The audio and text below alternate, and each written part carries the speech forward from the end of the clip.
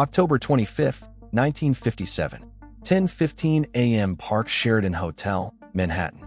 The barber chair reclines with a mechanical whir, leather creaking under the weight of a 300-pound man who has spent 30 years making other people disappear. Hot towels steam against Albert Anastasia's face, the white cloth obscuring features that have haunted the nightmares of countless victims. The scent of bay rum and talcum powder fills the air of the hotel's elegant barbershop, mixing with something else, the metallic smell of fear that always seems to follow the Lord High Executioner wherever he goes. If you're enjoying this deep dive into the story, hit the subscribe button and let us know in the comments from where in the world you are watching from today. Arthur Grasso, the barber, works methodically. He's shaved this face dozens of times over the past 5 years. Always careful, always respectful. You don't rush when you're holding a straight razor to the throat of the man who created Murder Incorporated. The hot towel comes away. Anastasia's eyes remain closed, his breathing deep and regular. For perhaps the first time in decades, Albert Anastasia looks peaceful. At 10:20 a.m., 2 men in dark overcoats push through the hotel's revolving door. They walk with purpose but not urgency, their movements casual enough to avoid attention from the desk clerk and the handful of guests crossing the marble lobby. They know exactly where they're going. They've been here before, studying the layout, timing the patterns, planning this moment for months. The barbershop door opens. The bell chimes softly. Grasso looks up from his work, sees the men entering, and in that instant understands exactly what's about to happen. His hands begin to shake. The straight razor trembles against Anastasia's throat. The first shot explodes through the morning quiet like thunder in a cathedral. Then another. Then a sustained barrage that shatters mirrors, sends bottles of aftershave crashing to the floor, and transforms the elegant barbershop into a slaughterhouse. Albert Anastasia, the man who ordered over 500 murders, the boss who ruled Brooklyn's docks with an iron fist, the underboss of the most powerful crime family in America, lurches from the barber chair and collapses onto the black and white checkered floor. Blood pools around his head, mixing with the bay rum and broken glass. His eyes, which opened in shock during those final seconds, now stare sightlessly at the ceiling where bullet holes have created a constellation of violence. The 2 gunmen are already gone, vanished back through the hotel lobby as quickly and quietly as they appeared, leaving behind the body of the most feared man in organized crime. But this wasn't a random act of violence. This wasn't a robbery gone wrong or a spontaneous dispute. This was an execution meticulously planned and sanctioned at the highest levels of the American mafia. Because Albert Anastasia, for all his power and brutality, had committed the one unforgivable sin in the underworld. He had become a liability to the very organization that made him king. The story begins 55 years earlier and 5,000 miles away, in a mountain village where a boy named Alberto Anastasia learned his first lesson about survival. In a world where the strong prey on the weak, you better make damn sure you're never the weak one. Tropea, Calabria, Italy.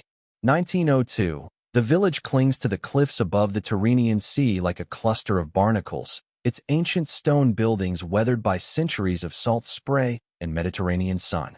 This is where Alberto Anastasia is born on September 26th, the 4th son in a family where poverty isn't just an economic condition.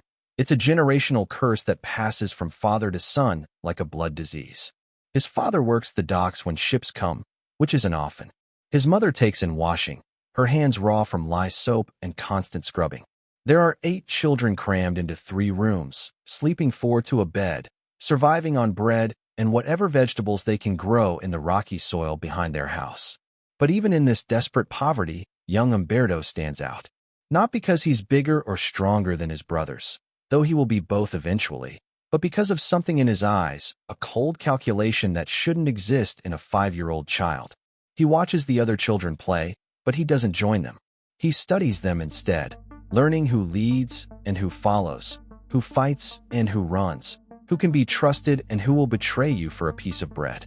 He's memorizing patterns, understanding systems, preparing for a game whose rules he doesn't fully comprehend yet, but whose stakes he instinctively recognizes.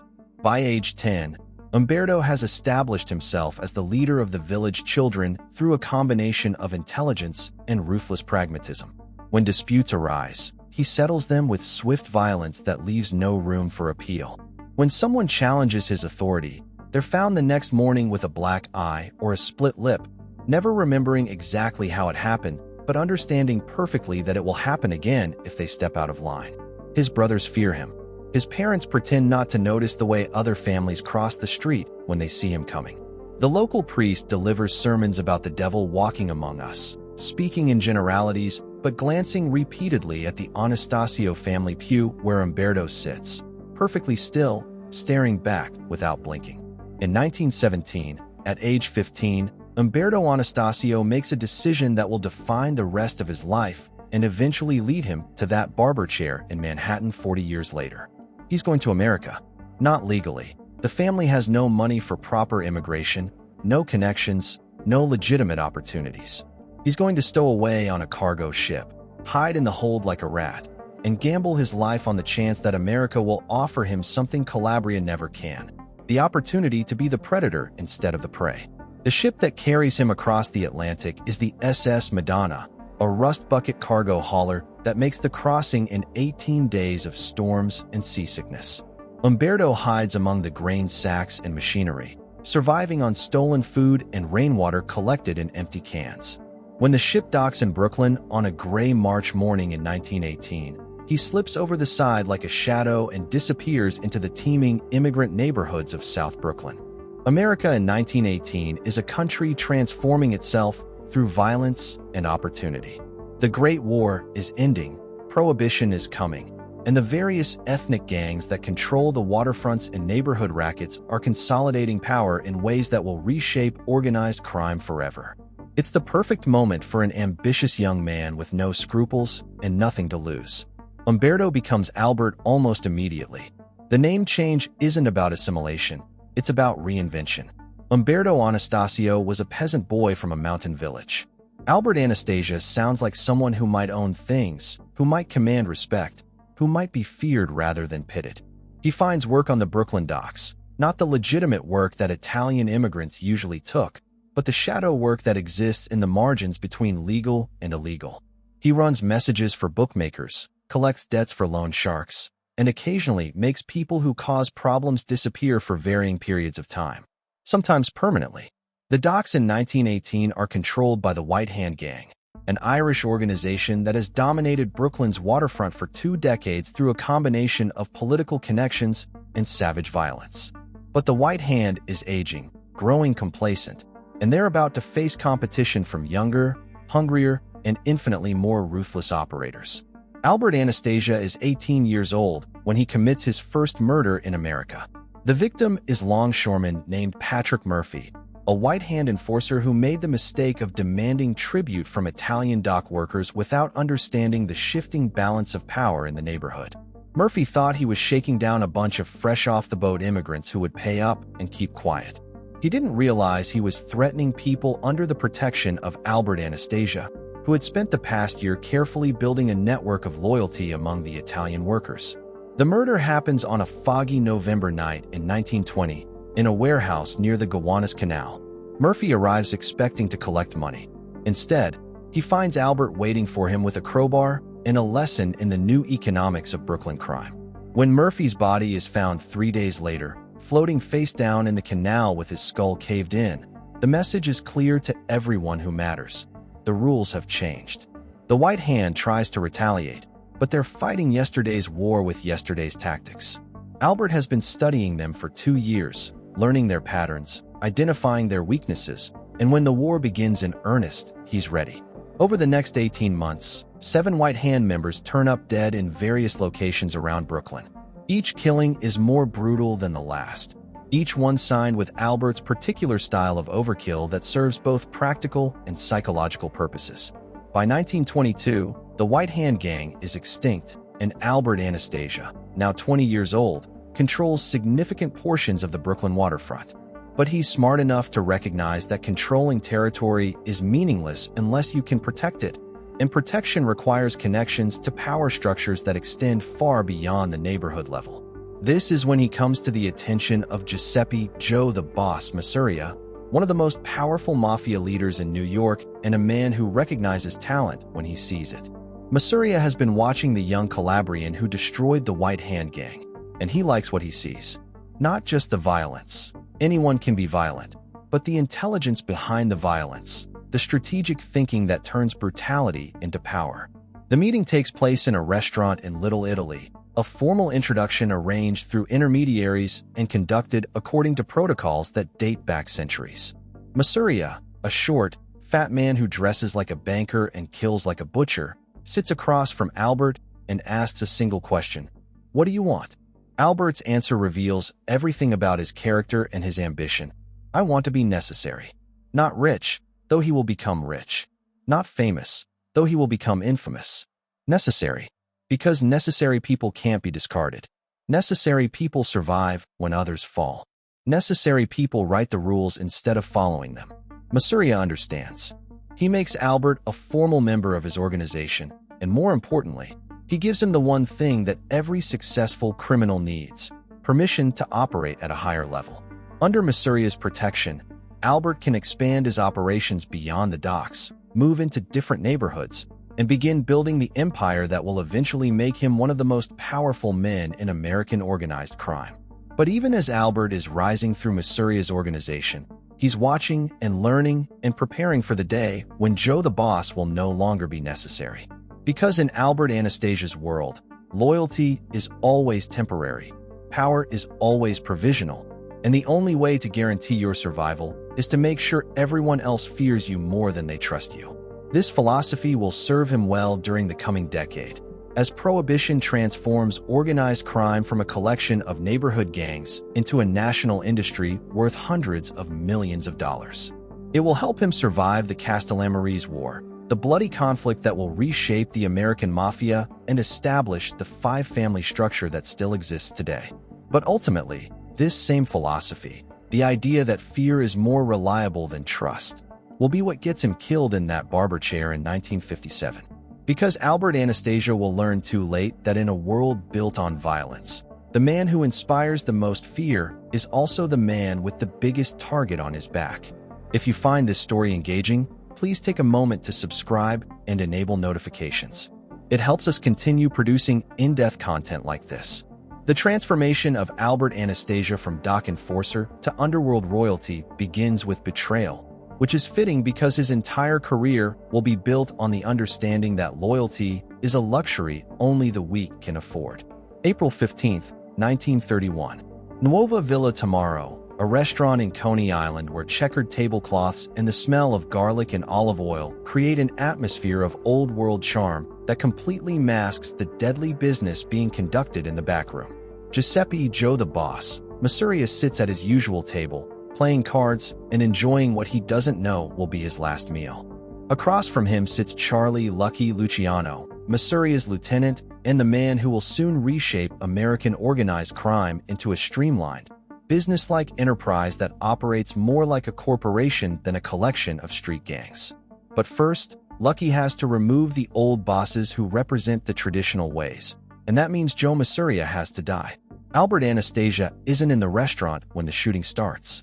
He's 3 blocks away, sitting in a car with his hands on the steering wheel and his eyes on the rearview mirror, waiting for the signal that will tell him the job is done. When Lucky walks out of the restaurant, straightening his tie and checking his watch as if he's just finished a pleasant lunch instead of orchestrating a murder, Albert knows that the old order has ended and the new order has begun. The killing of Joe the boss marks the end of the Castellammarese War, a 2-year conflict that claimed dozens of lives and restructured the American mafia according to Lucky Luciano's vision of efficient, profitable criminal enterprise. Under the new system, New York will be divided among 5 families, each with clearly defined territories and spheres of influence. Disputes will be settled through negotiation rather than automatic violence, and men like Albert Anastasia, who proved their loyalty during the transition, will be rewarded with positions of unprecedented power and responsibility. Lucky makes Albert a capo in what will eventually become the Gambino family, but more importantly, he gives him a special assignment that will define his reputation for the next 26 years. Albert will be in charge of enforcement, not just for his own family, but for the entire commission, the governing body that oversees organized crime throughout the United States. When the bosses need someone killed, Albert Anastasia will be the man who makes it happen. This is the birth of Murder Incorporated, though that name won't be coined by newspapers until years later, when prosecutors and journalists try to explain to the public how a group of men in Brooklyn could kill people in Detroit or Cleveland or Miami with the same efficiency that a corporation might open new branch offices. The operation Albert builds is elegant in its simplicity and terrifying in its effectiveness. He recruits killers the same way a football coach recruits players, looking for specific talents and psychological profiles that make men suited for the work. Some are imported from Sicily and Calabria, old country professionals who learned their trade in vendettas that stretch back generations. Others are homegrown products of the American underworld, Jewish and Irish gunmen who work for money rather than honor and who bring a businesslike approach to the act of murder. The headquarters is a 24-hour candy store in Brownsville, Brooklyn, a neighborhood so tough that even the police patrol it in pairs and avoid certain blocks after dark. The storefront looks innocent enough. Penny candy, newspapers, egg creams served in frosted glasses. But in the back room, Albert and his lieutenants plan murders with the methodical attention to detail that other businesses might devote to quarterly profit projections. Each contract is treated like a separate business transaction. Target identification, surveillance, method selection, escape routes, alibis. Everything is planned and rehearsed until the actual killing becomes almost anticlimactic. Albert insists on professionalism because amateur work draws attention, and attention is bad for business. The results are impressive by any measure. Between 1931 and 1940, Murder Incorporated carries out an estimated 400 to 500 murders across the United States. Some are routine eliminations of rivals or informants. Others are spectacular public killings designed to send messages.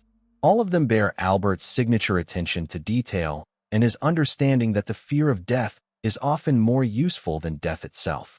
But Albert's rise to power isn't built solely on his ability to organize murder. He's also a shrewd businessman who understands that the real money in organized crime comes not from violence, but from the threat of violence applied to legitimate enterprises that can be controlled and exploited. The Brooklyn waterfront becomes his laboratory for testing these theories. Through a combination of intimidation, bribery, and strategic violence, Albert gains control of the International Longshore Association locals that represent dock workers throughout Brooklyn and Manhattan. Once he controls the unions, he can control everything that moves through the ports, which during the 1930s and 1940s means controlling a significant portion of America's international trade. The system Albert creates is beautiful in its simplicity. Shipping companies that want their cargo loaded and unloaded without delay pay tribute to Albert's organization. Companies that refuse find their shipments delayed, damaged, or mysteriously lost.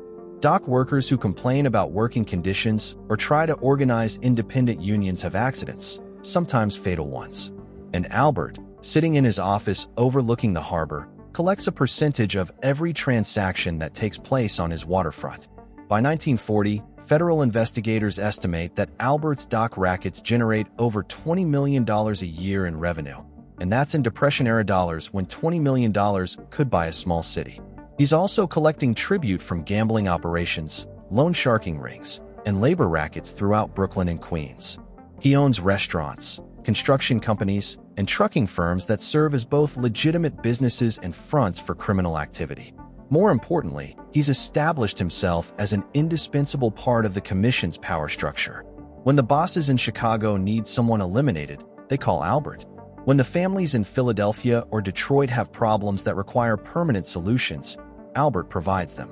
He's become exactly what he told Joe Masuria he wanted to be: necessary. But necessity in the underworld is a double-edged sword. The same qualities that make Albert valuable, his ruthlessness, his efficiency, his willingness to kill anyone who threatens the organization, also make him dangerous to the very people he serves. Because Albert Anastasia is accumulating not just money and power, but something more dangerous: knowledge. He knows which bosses have ordered which killings. He knows where the bodies are buried, sometimes literally. He knows which politicians take money, which police officials look the other way, which prosecutors can be bought. He knows secrets that could destroy every family in America if he ever decided to share them with federal authorities. By the mid-1940s, Albert has become the most powerful underboss in the American mafia, answering only to Vincent Mangano, the official head of what will later be called the Gambino family. But even this relationship is complicated by Albert's growing independence and his tendency to make decisions without consulting his superiors. Albert runs Murder Incorporated like his personal army, carries out contracts that benefit his own interests, and increasingly acts like a boss rather than an underboss. The tension between Albert and Vincent Mangano has been building for years, fed by disputes over territory, policy, and respect. Mangano represents the old school of mafia leadership, ceremonial, honor-bound, focused on maintaining traditions that date back to Sicily. Albert represents the new school, pragmatic, profit-driven, willing to adapt to changing circumstances and opportunities. The conflict comes to a head in 1951 when Albert makes a decision that violates the most fundamental rule of mafia protocol. He kills his own boss. Vincent Mangano disappears on April 19, 1951. His body is never found, but everyone in the underworld knows what happened. Albert Anastasia decided that Vincent had become an obstacle to progress, and obstacles have a way of disappearing when Albert is involved. Philip Mangano, Vincent's brother and underboss, tries to retaliate and ends up dead in a marsh in Queens 3 days later. The commission, faced with a fait accompli, formally recognizes Albert as the new boss of the family. They don't have much choice. Albert controls the guns, the money, and the loyalty of most of the soldiers. But the precedent he's established is troubling. If an underboss can kill his boss and take over the family without permission from the commission, what prevents other ambitious men from following his example? This is the beginning of Albert's downfall, though it will take 6 more years to play out. By murdering Vincent Mangano, Albert has demonstrated that he's willing to break the most sacred rules of organized crime when they conflict with his personal ambitions. He's shown that his loyalty to the organization is conditional, that he considers himself above the authority of the commission, and that he's too dangerous to be trusted with unlimited power. The other bosses begin watching Albert more carefully after 1951. They note his increasing paranoia, his explosive temper, his tendency to kill first and ask questions later. They see him building an independent power base that threatens the delicate balance of power the commission was created to maintain. And gradually, quietly, they begin discussing the possibility that Albert Anastasia might need to be eliminated. But Albert, for all his intelligence and cunning, doesn't see it coming. He's too focused on expanding his empire, too convinced of his own indispensability, too accustomed to being the predator to recognize when he's become the prey. He continues his routines, maintains his habits, and walks into that Manhattan barbershop on October 25, 1957, believing he's still the Lord High Executioner rather than the condemned man.